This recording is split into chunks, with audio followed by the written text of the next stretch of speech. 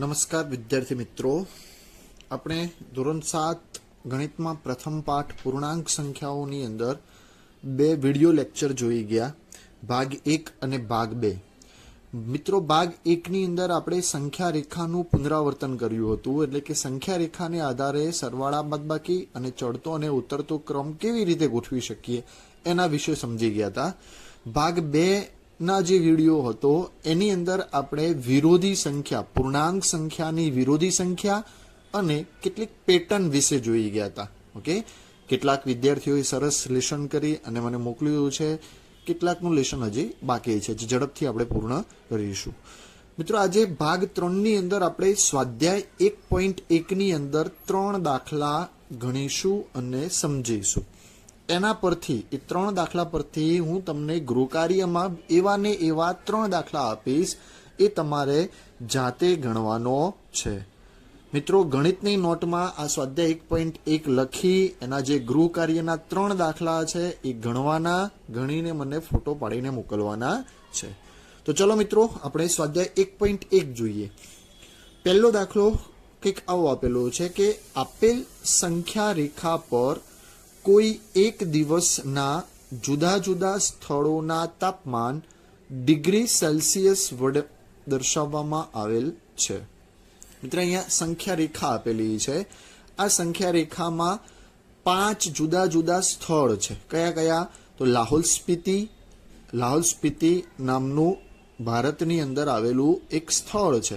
એ જ પ્રમાણે શ્રીનગર, એ તો તમે સાંભળ્યું હશે, સિમલા, ઉટી અને બેંગલુરુ, આ 5 ભારતની અંદર આવેલા સ્થળ છે અને એ સ્થળોના તાપમાન અહીંયા સંખ્યા રેખા પર આપણને દર્શાવેલા છે. મિત્રો, અહીંયા તાપમાન જે છે એ ડિગ્રી સેલ્સિયસમાં આપેલું છે. સેલ્સિયસને આપણે ટૂંકમાં આ પ્રમાણે લખી શકીએ, સી કરીને કરી શકીએ છીએ અને આપણે સેલ્સિયસ તરીકે ઓળખીશું. ઓકે, તો તાપમાન અહીંયા ડિગ્રી સેલ્સિયસમાં આપેલું છે. કેટલું તાપમાન છે? તો અહીંયા સંખ્યા રેખા પર આપણે જોઈએ, પહેલા સંખ્યા રેખાનો અભ્યાસ કરીએ. તો સંખ્યા રેખામાં જુઓ મિત્રો કે ડાબી બાજુ ઋણ પૂર્ણાંક છે, આ ઋણ પૂર્ણાંક છે, અને વચ્ચે શું છે? આ 0, અને આ બાજુ બધા ધન પૂર્ણાંક છે. હવે જો કે ડાબી બાજુ ઋણ પૂર્ણાંકમાં અહીંયા પહેલા -10 છે, પછી કેટલા છે? -5, પછી કેટલા છે? 0. એટલે આ બાજુથી ગણીએ આપણે તો 0 થી આ બાજુ -5 અને -10. તો 0 અને -5 ની વચ્ચે કયા કયા અંક હશે? તો આ એક જે અંક છે એના બરાબર આપણે -1 લઈશું. આ -2, -3, -4 અને પછી શું આવી ગયું? -5. પછીનો જે કાપો છે શેનો? -6 નો, -7 નો કાપો, -8 નો કાપો, -9 નો કાપો અને આ -10 નો કાપો છે. એ જ પ્રમાણે અહીંયા ધન પૂર્ણાંકમાં જુઓ તો આ 0, પછી 1, 2, 3, 4 અને આ 5 નો કાપો. એ જ પ્રમાણે 6, 7, 8, 9. અહીંયા જુઓ મિત્રો, 6, 7, 8, 9 એમ દર્શાવેલા નથી, પણ કાપો આપેલો છે. તો આ એક કાપો એટલે 6 થાય, 7, 8, 9 અને આ 10 નો કાપો. એ જ પ્રમાણે 11, 12, 13, 14 અને 15 એમ ક્યાં સુધી? 30 સુધી આપેલા છે. પહેલા અહીંયા આપણે તાપમાન જોઈએ. તો જુઓ મિત્રો, અહીંયા લાહોલ સ્પીતિ નામનું જે સ્થળ છે ત્યાંનું તાપમાન કેટલું છે? તો આ કાપા પર એનું તીરનું નિશાન આપેલું છે. તો આ -5, -6, -7 અને -8. -8 પર છે, એટલે કે લાહોલ સ્પીતિનું તાપમાન કેટલું કહેવાય? -8 ડિગ્રી સેલ્સિયસ. એ જ પ્રમાણે શ્રીનગરનું તાપમાન કેટલું? તો અહીંયા 0 થી ગણીએ તો 0 થી -1, -2, એટલે શ્રીનગરનું તાપમાન કેટલું? -2 ડિગ્રી સેલ્સિયસ. સિમલાનું તાપમાન તો સીધું આપણને ખબર પડી જાય કે 5 પર જ છે, એટલે સિમલાનું તાપમાન કેટલું? 5 ડિગ્રી સેલ્સિયસ. પરંતુ ઉટીમાં જુઓ મિત્રો કે ઉટીનું તાપમાન કેટલું છે? તો 10 થી ગણીએ, અહીંયા 11, 12, 13 અને 14, એટલે કે 14 ડિગ્રી સેલ્સિયસ છે. એ જ પ્રમાણે બેંગલુરુનું તાપમાન કેટલું છે? તો 20, પછી 21 અને 22 ડિગ્રી સેલ્સિયસ છે. તો આના પરથી આપણે કેટલાક પ્રશ્નોના જવાબ અહીંયા આપવાના છે અને કેટલીક ગણતરી પણ કરવાની છે. ચલો મિત્રો, આપણે સૌ પ્રથમ પહેલો એક દાખલો જોઈએ. અહીંયા શું છે કે આ સંખ્યા રેખાને જુઓ અને એના પર દર્શાવેલ સ્થળોના તાપમાન લખો. સંખ્યા રેખાને જોઈને એમાં જે સ્થળ આપેલા છે એનું તાપમાન આપણે લખવાનું છે. ચલો, સૌથી પહેલું શું છે? લાહોલ સ્પીતિ. લાહોલ સ્પીતિનું તાપમાન કેટલું? તો આ -5, પછી -6, -7 અને -8, એટલે લાહોલ સ્પીતિનું તાપમાન આપણે લખીશું કેટલું મિત્રો? તો -8 ડિગ્રી સેલ્સિયસ. ઓકે, એ જ પ્રમાણે શ્રીનગર. શ્રીનગરનું તાપમાન કેટલું છે? તો 0 થી -1 અને -2, એટલે શ્રીનગરનું તાપમાન આપણે લખીશું -2 ડિગ્રી સેલ્સિયસ. ત્યારબાદ શિમલાનું તાપમાન સીધું આપણે નક્કી કરી શકીએ છીએ કેટલું છે? 5 ડિગ્રી સેલ્સિયસ છે, તો 5 ડિગ્રી સેલ્સિયસ. ઉટીનું તાપમાન કેટલું છે? તો 10 થી ગણીએ, 11, 12, 13 અને 14, એટલે કે 14 ડિગ્રી સેલ્સિયસ. બેંગલુરુનું તાપમાન કેટલું છે? તો 20 પછી 21 અને 22, તો 22 ડિગ્રી સેલ્સિયસ.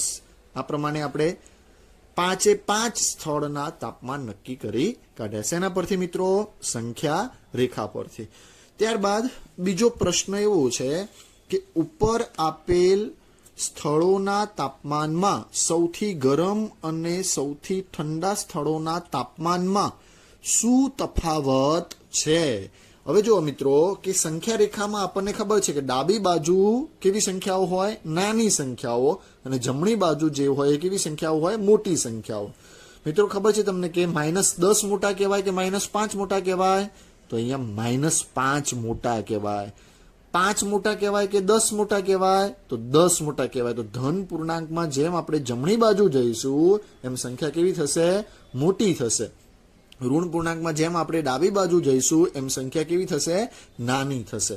તો સૌથી પહેલા અહીંયા નક્કી કરીએ કે અહીંયા 5 સ્થળોમાં તાપમાન સૌથી ગરમ અને સૌથી ઠંડા સ્થળ કયા છે? તો સૌથી ગરમ સ્થળ કયું કહેવાય? તો સૌથી વધારે તાપમાન જમણી બાજુ કોનું છે? બેંગલુરુનું.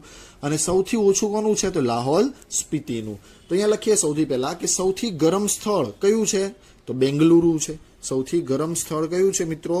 બેંગલુરુ. અને બેંગલુરુનું તાપમાન અહીંયા આપણે લખ્યું કેટલું છે? 22 ડિગ્રી સેલ્સિયસ. ત્યારબાદ સૌથી ઠંડુ સ્થળ કયું છે? લાહોલ સ્પીતિ. સૌથી ઓછું તાપમાન આ કહેવાય ને, -8, માટે અહીંયા લખીશું -8 ડિગ્રી સેલ્સિયસ. હવે આ બંને સ્થળોના તાપમાન આપણે લખ્યા. હવે એ તાપમાનમાં શું તફાવત છે એ આપણે નક્કી કરવાનો. તફાવત એટલે શું કરવાનું?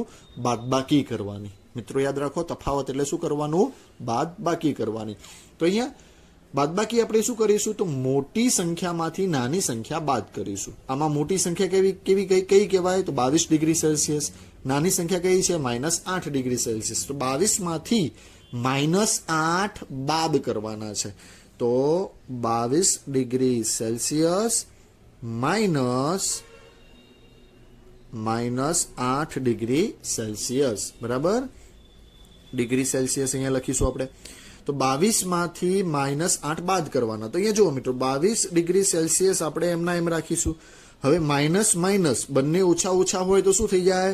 વત્તા થઈ જાય. યાદ રાખવાનું, આ ધ્યાન રાખવાનું કે એક વત્તા હોય અને એક ઓછા હોય તો શું થાય? ઓછા થાય. એક ઓછા અને બીજું વત્તા હોય તો પણ શું થાય? ઓછા થાય.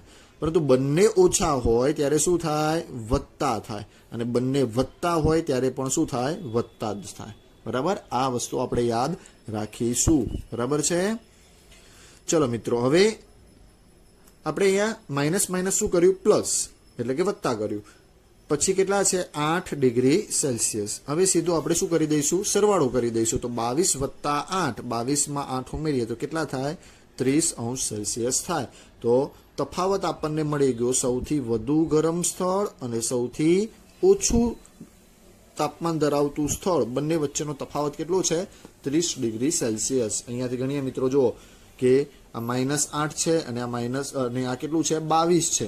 અહીંયાથી આપણે ગણતા આવીશું તો કેટલા થશે? 30 ડિગ્રી સેલ્સિયસનો તફાવત આપણને જોવા મળશે. ગણવો છે આપણે તો અહીંયા ગણીએ, જુઓ કે અહીંયાથી ગણીએ આપણે બેંગલુરુથી 1 2 3 4 5 6 7 8 9 10 11 12 13 14 15 16 17 18 19 20 21 22 23 24 27 28 29 ને 30 આવી ગયા.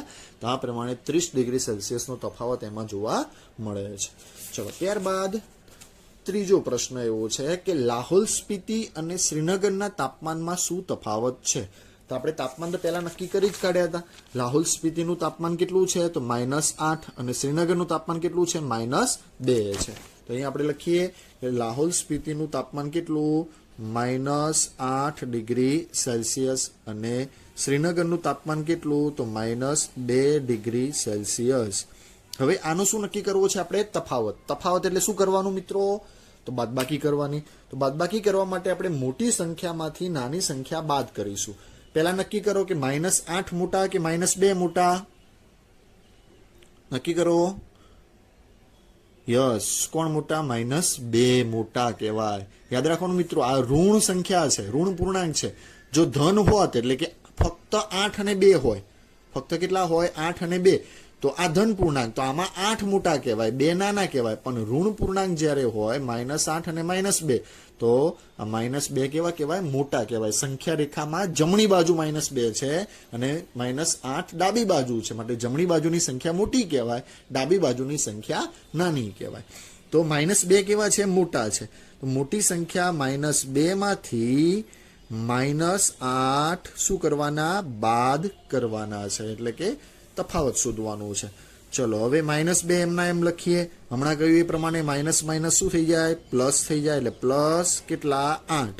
હવે -2 + 8, તો શું કરવાનું? બાદબાકી કરવાની. 8 માંથી કેટલા બાદ કરવાના? 2 બાદ કરવાના. તો 8 માંથી 2 જાય તો કેટલા વધે? 6 ડિગ્રી સેલ્સિયસ. તો આ તફાવત મળી ગયો આપણને. કોની વચ્ચેનો? લાહોલ સ્પીતિ અને શ્રીનગરના તાપમાનનો તફાવત કેટલો થશે? 6 ડિગ્રી સેલ્સિયસ. સંખ્યા રેખામાં જોઈએ મિત્રો, લાહોલ સ્પીતિ અને શ્રીનગર, આ બંને વચ્ચે તાપમાનમાં કેટલો તફાવત છે? તો 6 થાય છે. અહીંયા જોઈએ તો શ્રીનગર અહીંયા છે, તો અહીંયાથી ગણીએ 1 2 3 4 5 અને 6 ડિગ્રી સેલ્સિયસ થઈ ગયું. બરાબર, આ પ્રમાણે આપણે ગણતરી કરી શકીએ છીએ.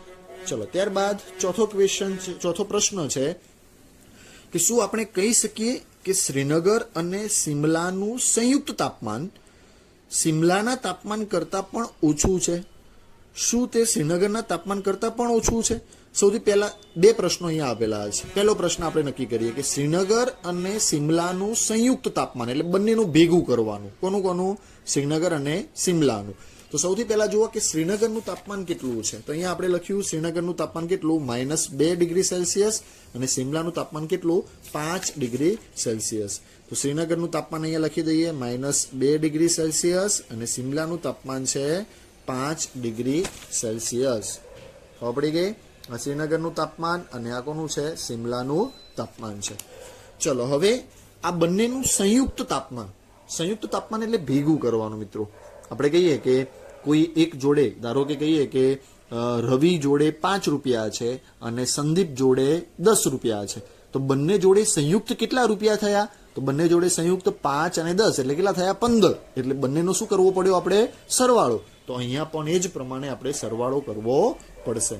બરાબર, તો સરવાળો કરીએ અહીંયા કે -2 + 5 એટલે -2 અને 5 નો શું કર્યો? સરવાળો કર્યો. હવે આ પ્રમાણે હોય તો અહીંયા મેં તમને કહ્યું એ પ્રમાણે 1 - 1 પ્લસ હોય તો બાદબાકી કરવી પડે. 5 માંથી કેટલા બાદ કરવા પડે? 2 બાદ કરવા પડે. તો 5 માંથી 2 જાય તો કેટલા વધે? 3. તો 3 ડિગ્રી સેલ્સિયસ. આ કયું તાપમાન મળ્યું? શ્રીનગર અને સિમલાનું સંયુક્ત તાપમાન કેટલું છે? 3 ડિગ્રી સેલ્સિયસ. હવે પ્રશ્ન વાંચો ફરીથી કે શ્રીનગર અને સિમલાનું સંયુક્ત તાપમાન સિમલાના તાપમાન કરતાં પણ ઓછું છે. તો સિમલાનું તાપમાન કેટલું છે? 5 ડિગ્રી સેલ્સિયસ. જ્યારે શ્રીનગર અને સિમલા બંનેનું સંયુક્ત તાપમાન કેટલું આવ્યું? 3 ડિગ્રી સેલ્સિયસ. તો ઓછું કહેવાય કે ના કહેવાય? હા. તો અહીંયા લખવાનું હા, સિમલા અને શ્રીનગરના સંયુક્ત તાપમાન કરતાં પણ સિમલા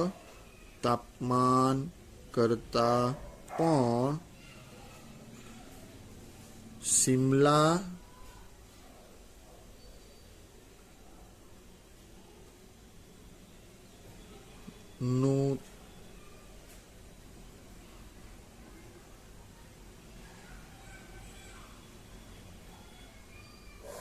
તાપમાન કેવું છે? ઓછું છે. સમજણ પડી ગઈ? અહીંયા જો સિમલાનું તાપમાન કેટલું છે? 5 ડિગ્રી સેલ્સિયસ. જ્યારે સંયુક્ત તાપમાન એ સિમલાના તાપમાન કરતા કેવું છે? ઓછું છે. શ્રીનગર અને સિમલા બંનેનું ભેગું તાપમાન આપણને 3 ડિગ્રી સેલ્સિયસ મળ્યું, ત્યારે સિમલાનું તાપમાન કેટલું છે? 5 ડિગ્રી સેલ્સિયસ. માટે યાદ રાખવું કે સિમલા અને શ્રીનગર એનું સંયુક્ત તાપમાન એ સિમલાના તાપમાન કરતા કેવું છે? ઓછું છે. ચલો હવે બીજો પ્રશ્ન, શું તે શ્રીનગરના તાપમાન કરતા પણ ઓછું છે? તો શ્રીનગરનું તાપમાન કેટલું છે? -2. જ્યારે સંયુક્ત તાપમાન કેટલું છે? 3. તો -2 વધારે કહેવાય કે 3 વધારે કહેવાય? તો 3 વધારે કહેવાય. તો અહીંયા લખી શકીએ કે શ્રીનગર અને કોનું? સિમલાનું સંયુક્ત તાપમાન કરતા કોનું તાપમાન? શ્રીનગરનું તાપમાન કેવું છે? ઓછું છે. તો અહીંયા પ્રશ્ન શું છે? શું તે શ્રીનગરના તાપમાન કરતા પણ ઓછું છે? તો સંયુક્ત તાપમાન કેટલું મળ્યું? 3 °C. અને આ શ્રીનગરનું તાપમાન કેટલું છે? -5°C. તો અહીંયા લખી શકીએ કે ના. કોનું? સિમલા અને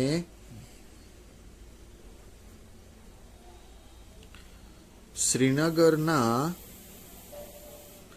સંયુક્ત તાપમાનથી શ્રીનગરનું તાપમાન કેવું છે? ઓછું છે. સમજણ પડી ગઈ મિત્રો? ઓકે, ચલો હવે આ પહેલો પ્રશ્ન થયો. ત્યારબાદ બીજો દાખલો શું છે? તો અહીંયા જુઓ કે કોઈ એક પ્રશ્નોત્તરીમાં સાચા જવાબ માટે ધન અંક આપવામાં આવે છે અને ખોટા જવાબ માટે ઋણ અંક આપવામાં આવે છે. મિત્રો આપણે કેટલીક વાર શાળામાં ક્વિઝ રમાડીએ છીએ અને એમાં આપણે પોઈન્ટ આપીએ છીએ, 5 પોઈન્ટ, 10 પોઈન્ટ. તો આવી જ રીતે એક પ્રશ્નોત્તરી ચાલે છે, ક્વિઝ ચાલે છે. એમાં જો સાચો જવાબ હોય તો ધન અંક આપવામાં આવે અને ખોટો જવાબ હોય તો શું આપવામાં આવે? ઋણ અંક આપવામાં આવે છે. જો 5 ક્રમિક રાઉન્ડમાં, એટલે 5 રાઉન્ડ રમાય છે, જેક નામનો કોઈક વિદ્યાર્થી છે, એને પ્રાપ્ત કરેલ અંકો 25, -5, -10, 15 અને 10 છે. તો અંતમાં તેના કુલ ગુણ કેટલા થશે? એટલે જો પહેલા રાઉન્ડમાં 25 મળ્યા એટલે કે સાચા જવાબ હતા. બીજા રાઉન્ડમાં -5 મળ્યા એટલે ખોટા જવાબ, -10 ત્રીજા રાઉન્ડમાં મળે એટલે ખોટો જવાબ, 15 એટલે સાચો જવાબ, 10 પાંચમા રાઉન્ડમાં મળે એટલે સાચા જવાબ. એટલે કે અહીંયા બીજો અને ત્રીજા રાઉન્ડમાં ખોટા જવાબ પડે છે. પહેલો, ચોથો અને પાંચમા રાઉન્ડમાં જવાબ એના કેવા હોય છે? વધારે સાચા હોય છે. હવે પહેલા નક્કી કરી કાઢીએ કે જેકે પ્રથમ રાઉન્ડમાં પ્રાપ્ત કરેલ ગુણ કેટલા છે? 25. તો અહીંયા 25 લખીએ. જેકે બીજા રાઉન્ડમાં પ્રાપ્ત કરેલ ગુણ કેટલા છે? તો -5 છે. જેકે ત્રીજા રાઉન્ડમાં પ્રાપ્ત કરેલ અંક કેટલા છે? તો -10 છે. જે કે ચોથા રાઉન્ડમાં પ્રાપ્ત કરેલ ગુણ કેટલા છે? તો 15 છે. અને પાંચમા રાઉન્ડમાં પ્રાપ્ત કરેલ ગુણ કેટલા છે? 10 છે. હવે એને કુલ ગુણ કેટલા, અંતમાં છેલ્લે કુલ ગુણ કેટલા થાય? તો કુલ ગુણ માટે આપણે આ બધાનો શું કરવો પડે? સરવાળો કરવો પડે. મિત્રો આપણે કહીએ કે 5 વિદ્યાર્થીઓ હોય અને 5 વિદ્યાર્થીઓ જોડે કોઈ એકના જોડે 2 રૂપિયા, કોઈ એકના જોડે 4 રૂપિયા, કોઈ એકના જોડે 10 રૂપિયા, કોઈ એકના જોડે 15 અને કોઈ એકના જોડે 20 રૂપિયા હોય. તો કુલ રૂપિયા કેટલા છે? તો બધા 5 વિદ્યાર્થીઓ જોડે જેટલા રૂપિયા છે એ બધાનો શું કરવો પડે? સરવાળો કરવો પડશે. બરાબર છે? તો જ્યાં કે પ્રાપ્ત કરેલ ગુણ કેટલા? તો આ બધાનો શું કરી દઈએ? આપણે સરવાળો કરી દઈએ. પહેલા રાઉન્ડમાં કેટલા છે? 25 વત્તા બીજા રાઉન્ડમાં કેટલા છે? -5 છે. ત્રીજા રાઉન્ડમાં કેટલા છે? તો વત્તા -10 વત્તા ચોથા રાઉન્ડમાં કેટલા છે? 15 વત્તા પાંચમા રાઉન્ડમાં કેટલા છે? 10 છે. હવે આ બધાનો શું કરી દઈએ? આપણે સરવાળો કરી દઈએ. તો 25 વત્તા ઓછા પ્લસ માઇનસ શું થઈ જાય? -5 પ્લસ માઇનસ -10 વત્તા કેટલા? 15 વત્તા કેટલા? 10. બરાબર. હવે બાદબાકી કરીએ તો 25 માંથી 5 જાય તો કેટલા? 20. 20 માંથી 10 જાય તો કેટલા? 10. માટે લખીએ 10 વત્તા પાછળ કેટલા બાકી રહ્યા? 15 વત્તા કેટલા? 10. હવે સરવાળો કરી દઈએ આ ત્રણેયનો. તો 10 ને 10 20, 20 માં 15 ઉમેરીએ તો કેટલા મળે? 35. તો 35 ગુણ એને અંતમાં પ્રાપ્ત કર્યા હશે. કોને? જેકે. સમજાઈ ગયું મિત્રો? આ પ્રમાણે દાખલો ગણવાનો હોય કે જેટલા પણ અંક પ્રાપ્ત કર્યા હોય એ બધાનો આપણે સરવાળો. આ નિશાની ખાસ ધ્યાન રાખવાની. પ્લસ માઇનસ હોય તો માઇનસ, પ્લસ માઇનસ હોય તો માઇનસ, બાકીના બધા શું છે? પ્લસ જ છે. બરાબર. ચલો ત્યારબાદ છેલ્લો ત્રીજો દાખલો જોઈએ. અહીંયા ત્રીજો દાખલો શું છે કે સોમવારે શ્રીનગરનું તાપમાન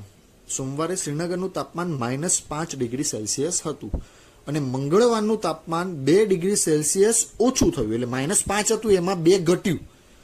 તો મંગળવારે શ્રીનગરનું તાપમાન શું હતું? પેલો પ્રશ્ન. બીજો પ્રશ્ન છે બુધવારે 4 ડિગ્રી સેલ્સિયસ વધી ગયું, તો આ દિવસે તાપમાન કેટલું હતું? ચલો નક્કી કરીએ આપણે. સૌથી પહેલા સંખ્યા રેખા પરથી આપણે સમજી લઈએ, પછી આપણે એની ગણતરી કરીશું. સૌથી પહેલા જુઓ, સોમવારે શ્રીનગરનું તાપમાન -5 ડિગ્રી સેલ્સિયસ, એટલે -5 આ કહેવાય. -5 ક્યારે છે? સોમવારે. એ નક્કી કર્યું આપણે કે -5 ડિગ્રી સેલ્સિયસ ક્યારે છે? તો સોમવારે છે. બરાબર, આ સમજવા માટે મેં સંખ્યા રેખા દોરી છે. હવે મંગળવારનું તાપમાન 2 ડિગ્રી સેલ્સિયસ ઓછું થયું, એટલે -5 માંથી 2 બાદ કરવાના. કેમ? કેમ કે 2 ડિગ્રી શું થયું? ઘટ્યું. હવે 2 ડિગ્રી ઘટે છે, તો ઘટે છે તાપમાન એટલે કઈ બાજુ જવાનું? ડાબી બાજુ. કેટલા સ્ટેપ? 2 સ્ટેપ. 2 ડિગ્રી ઘટ્યું ને, તો આ પહેલું સ્ટેપ અને આ બીજું સ્ટેપ. તો બીજો સ્ટેપ કેટલા આયા? -7 આયા. તો આ -7 ડિગ્રી સેલ્સિયસ કયા વારે થયું? મંગળવારે આટલું તાપમાન હશે. તો હવે આની ગણતરી આપણે કેવી રીતે કરીએ? તો પહેલા અહીંયા નક્કી કરીએ કે સોમવારનું તાપમાન કેટલું હતું? તો અહીંયા લખીએ કે સોમવારનું તાપમાન બરાબર, સોમવારનું તાપમાન કેટલું હતું મિત્રો? તો અહીંયા આપેલું છે રકમમાં -5 ડિગ્રી સેલ્સિયસ, અને મંગળવારે 2 ડિગ્રી શું થયું? ઓછું થયું. તો અહીં લખીએ સોમવારનું તાપમાન બરાબર -5 ડિગ્રી સેલ્સિયસ. મંગળવારે તાપમાન 2 ડિગ્રી સેલ્સિયસ કેવું થયું? ઓછું થયું. માટે મંગળવારનું તાપમાન બરાબર -5 માંથી 2 શું કરવાના? બાદ કરવાના. તો અહીંયા જો -5 હતું, 2 ઘટ્યું એટલે -2 કર્યા મેં. -5 -2 બંને માઇનસ હોય તો શું થઈ જાય?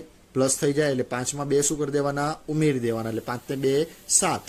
હવે મોટી સંખ્યા 5 છે, એની આગળ માઇનસ છે, એટલે અહીંયા શું કરવું પડે? માઇનસ. તો મંગળવારનું તાપમાન કેટલું થાય? -7 ડિગ્રી સેલ્સિયસ થાય. ચલો હવે આગળ વધીએ. મંગળવારે કેટલું છે? તો -7. આ પહેલા પ્રશ્નનો જવાબ આપણને મળી ગયું. હવે બુધવારે મંગળવાર કરતા 4 ડિગ્રી સેલ્સિયસ શું થઈ ગયું? વધી ગયું. તો 4 ડિગ્રી સેલ્સિયસ વધ્યું એટલે ઉમેરવા પડે. એટલે મંગળવારે -7 હતું, બુધવારે 4 ડિગ્રી સેલ્સિયસ શું થઈ ગયું? વધી ગયું. તો 4 સ્ટેપ ઉમેરવાના છે, એટલે કઈ બાજુ જવાનું? આપણે જમણી બાજુ 4 સ્ટેપ ખસવું પડે. તો અહીંયાથી 4 સ્ટેપ આપણે ખસીએ તો આ 1, આ 2, આ 3 અને આ 4. 1, 2, 3 અને 4. 4 ડિગ્રી ખસ્યા તો કેટલું થયું? -3. તો આ ક્યારનું તાપમાન છે? બુધવારનું તાપમાન. બરાબર. હવે બુધવારે અહીંયા લખીએ આપણે કે મંગળવાર કરતા બુધવારે 4 ડિગ્રી સેલ્સિયસ તાપમાન શું થઈ ગયું? વધી ગયું. અહીંયા લખીએ કે મંગળવાર કરતા બુધવારનું તાપમાન 4 ડિગ્રી સેલ્સિયસ વધે છે. માટે બુધવારનું તાપમાન કેટલું થાય? તો બુધવારનું તાપમાન બરાબર મંગળવારે કેટલું હતું? તો -7 ડિગ્રી સેલ્સિયસ. 4 ડિગ્રી સેલ્સિયસ વધ્યું એટલે શું કરવાનું? ઉમેરવાનું. તો +4 ડિગ્રી સેલ્સિયસ. હવે -7 અને 4, તો 4 માંથી 7 શું કરવાના મિત્રો? બાદ કરવાના. તો 4 - 7, 4 માંથી 7 જાય તો કેટલા વધે? તો -3 ડિગ્રી સેલ્સિયસ વધે. આ કેવી રીતે? તો નાની સંખ્યામાંથી મોટી સંખ્યા બાદ કરી. આગળ પણ મેં તમને સમજાવેલું છે કે 7 માંથી 4 બાદ કરીએ તો 3 વધે, એ ધન પૂર્ણાંક થયે. પણ 4 માંથી 7 બાદ કરીએ તો નાનીમાંથી મોટી બાદ કરી તો આપણે 3 લખ્યા, પરંતુ મોટી સંખ્યા આગળ શું છે? માઇનસ છે. માટે અહીંયા શું લખવું પડે? માઇનસ લખવું પડે. આ બુધવારનું તાપમાન આપણને મળી ગયું -3 ડિગ્રી સેલ્સિયસ. ખબર પડી ગઈ મિત્રો? તો આપણે સ્વાધ્યાય 1.1 માં 3 દાખલા જોઈ ગયા. એવા જ 3 દાખલા અહીંયા મેં ગૃહ કાર્યમાં આપેલા છે. તમારે શું કરવાનું? આ પહેલા 3 દાખલા સ્વાધ્યાય 1.1 લખવાના, ત્યારબાદ આ ગૃહ કાર્યના 3 દાખલા તમારે જાતે ગણવાના છે. પહેલો દાખલો જે ગણ્યો એ જ પ્રમાણેનો દાખલો છે. એ જ પ્રમાણે બીજો અને ત્રીજો જે આપણે ગણ્યો એ પણ એ જ પ્રમાણેના દાખલા છે, જે જાતે તમારે ગણી અને ઝડપથી પૂર્ણ કરીને મને લેસન મોકલવાનું છે. ઓકે, ખબર પડી ગઈ મિત્રો? Thank you.